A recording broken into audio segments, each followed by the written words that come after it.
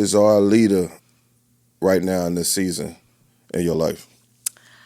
Arlietta is a 37-year-old woman with no kids and a heterosexual, last of a dying breed. You know, and, Why and you feel like you had to throw that in?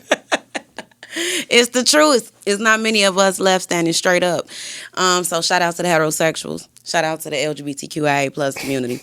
But yeah, so I'm just out here as an entrepreneur. I'm a filmmaker. I'm a stand-up comedian. I do improv and sketch. And I'm also a caregiver. I was for my father, who was a person with Alzheimer's. And I'm currently a live-in caregiver for my mother, along with my sister. Okay, that's what's up. So you mentioned your sexuality, so I might as well get into this. How's the dating field been treating you in Chicago? Like, how's that going?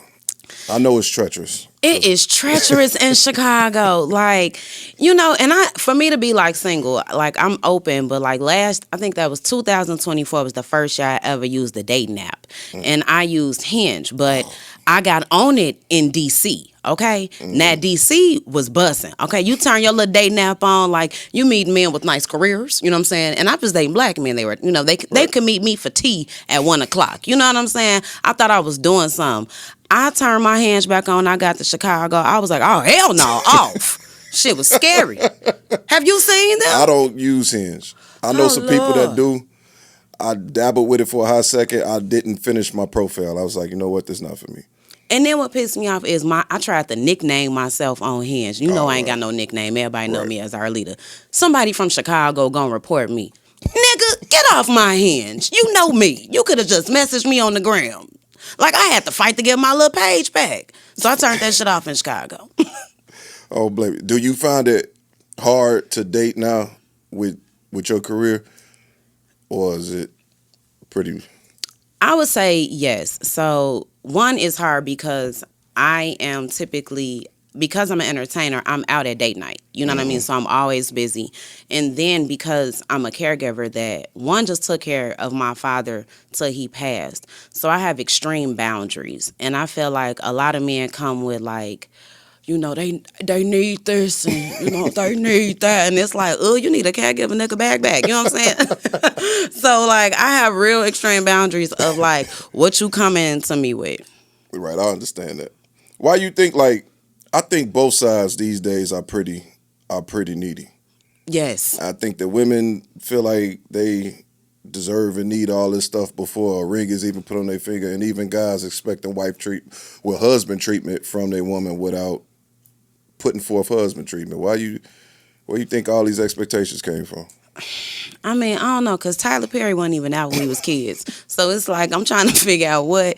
I feel like we had this, like as a millennial, we were still on that cusp of growing up or looking at things as a traditional family. Right. So it's like, we want that, but I watch people want that without the work that it takes to put in for that. Yeah. And it's like, just because you want it, like, you need to, and a lot of things, people don't really have a therapist. And, like, I date people that are in therapy. Like, because I'm not your therapist. You need, because you need to talk to somebody, a professional. And it's not nobody that you need to be dating.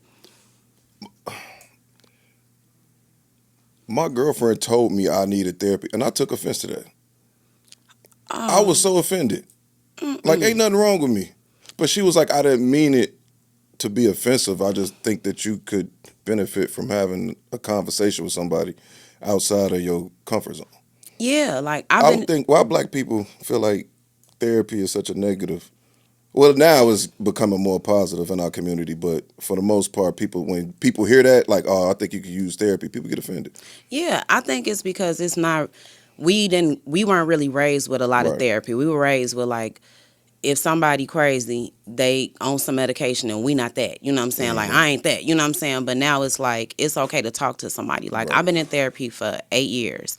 And it's amazing to be able to have a conversation with somebody trained to handle your emotions. You know what I mean? Because everybody can't handle what you're giving them all the time. Like, when I went through the program to be a certified dementia communication specialist, like, one part of it was like, you have to give somebody a bucket before you just start dumping on them, because you just be throwing all this. They be like, hold on a minute. I just said, how you doing? Like, you ever call somebody, you be like, how you doing? They be Yeah. like, because this is happening. You be like, oh my God, your life is fucked. Click. Like,